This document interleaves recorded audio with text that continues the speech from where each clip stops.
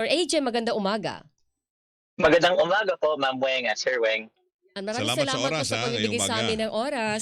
Una muna, nasilip nyo na ba yung kabuuan ng, kahit hindi kabuuan, masyado makapal yung budget, yung 2027 budget at satisfied ba kayo sa latag ng priorities po dito?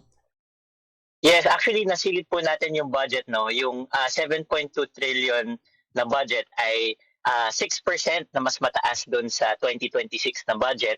Ngunit kahit tumaas yung kabuuang budget, hindi ibig sabihin nito ay lahat ng departments ay tumaas din. So ang napansin po namin, yung mga agencies like Department of Education, Department of Health, mga SUCs, TESDA, CHED, even yung Department of Agriculture and Agrarian Reform, lahat po ng agencies po na ito ay actually bumaba yung budget kumpara sa nakaraang taon. So medyo alarmed po kami.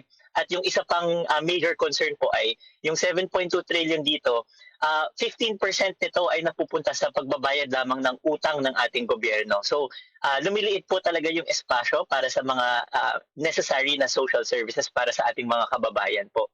Okay. Paano nyo, Kwanto, masilip na each item talaga ba na masilip na eto posible magkakaroon ng korupsyon dito?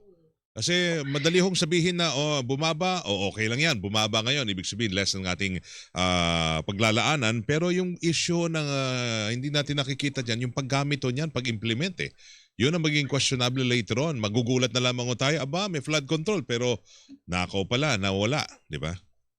Yes, tama po kayo, sir. So hindi lang po yung budget ng isang buong departamento ang kailangan bantayan. Talagang yung specific na line item ang mga kailangan tutukan.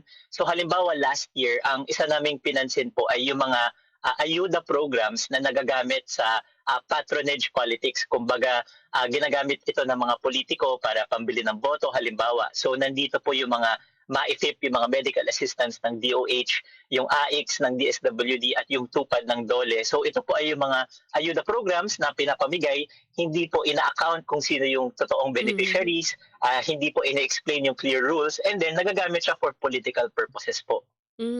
Okay, pero doon sa yung confidential funds daw at saka intelligence fund, bumaba ng 8.8% sa AJ.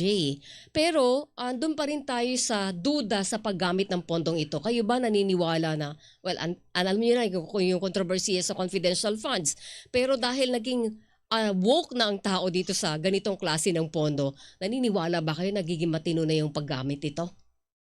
Well, mahirap sabihin po, no, kasi nga confidential and intelligence funds siya. At tama po kayo, last year, 11 billion ang nakalagay sa confidential intelligence funds. Ngayon, nasa 10 billion na lamang siya. Pero ang kailangan po natin bantayan kasi ay kahit bumaba yung mga items na ito, minsan may mga sinisingit pa ang Congress para taasan pa ito. At the same time, ang binabantayan natin ay sino ba yung binibigyan ng confidential and intelligence funds.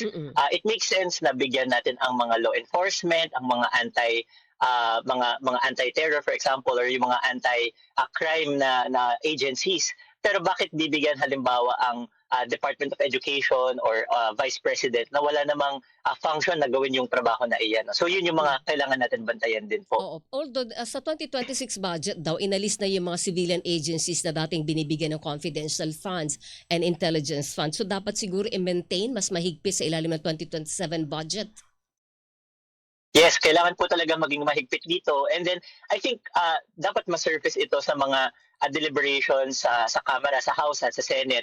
Natanongin nila kung paano ba nililiquidate ito. I think lumalabas sa impeachment proceedings na may paraan naman na ma-monitor ito ang COA, for example. So dapat tanongin ng mga congressman ito, paano ba nililiquidate, paano ba minamonitor yung paggastos ng mga confidential and intelligence funds. Kanina nabanggit mo, Sir AJ, na alarm kayo dahil marami doon sa mga malalaking departamento ay nabawasan ng budget, no? Pero kung sakali na dapat mag-realign, alin dapat bawasan at saan dapat ilipat?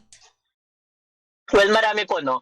I think usually ang nangyayari ay binabawasan yung mga big ticket items. For example, lumaki po yung budget natin ngayon para sa DPWH, lumaki ang items para sa Department of Transportation, and ang assessment, for example, sa Department of Transportation, binawasan yung mga budget para sa mga active transport, sa mga commuter, at mas nakafocus siya sa mga car-centric na programs.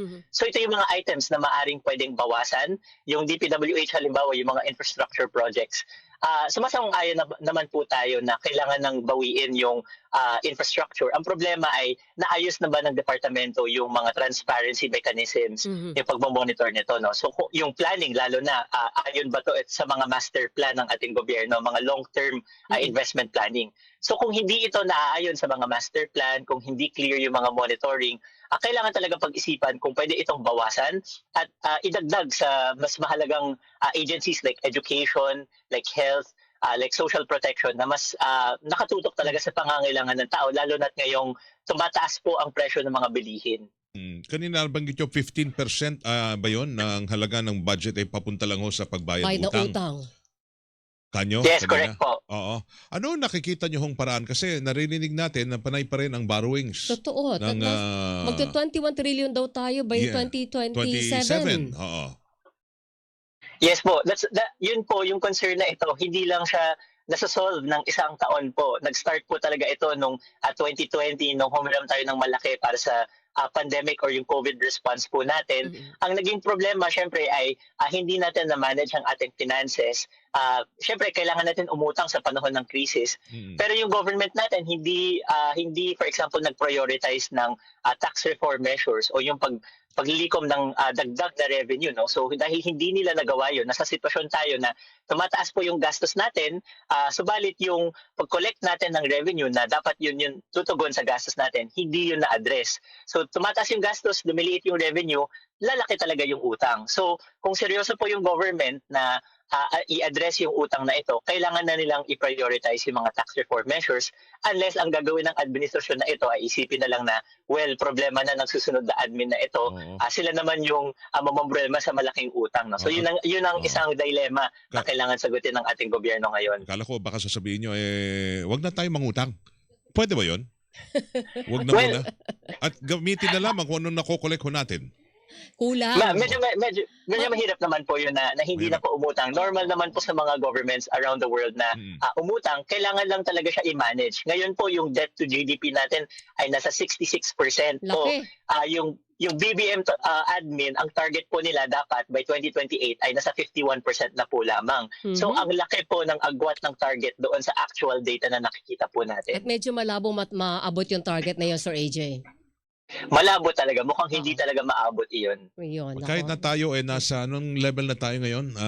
Kung na tayo? Upper middle income. Oo.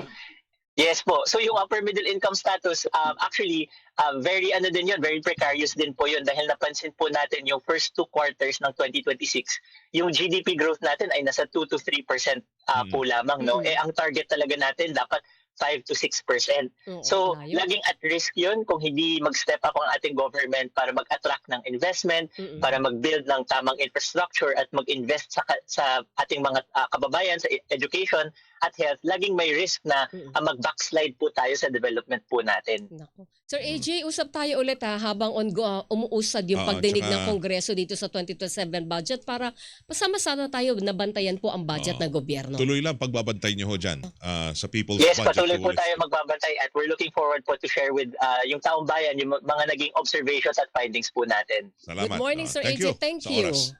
Maraming salamat po. Magandang umaga. Si Ginoong AJ Montesa, ang co-convener ng People's Budget Coalition.